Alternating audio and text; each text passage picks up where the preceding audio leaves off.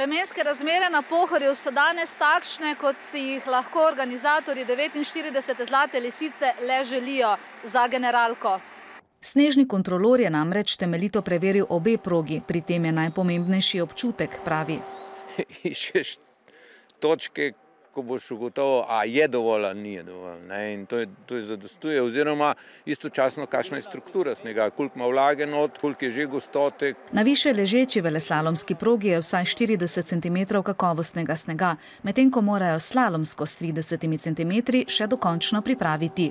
Bomo tudi sneg razgrnili in ga še dodatno preparirali z injekcijsko desko. Bomo vzpostavili takšno strukturo snega, da bo zadostovala standardu. Izvedba tekem na Pohorju ni več negotova. Od zdaj naprej je odpoved v rokah na dan tekme ali med tekmo ali kako pač hočemo, je stvar žirije, stvar vodstva samega tekmovanja.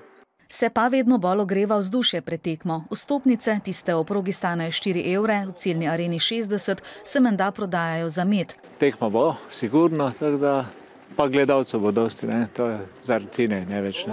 Ker upamo na njeno zmago.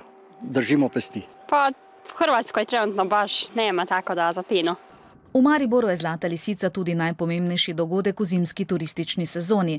Medtem ko so bili pred 2 tednoma hoteli Term Maribor zgolj polovično zasedeni, jim je sneg že te dni, sploh pa prihodnji vikend, prinesel 100-odstotno zasedenost.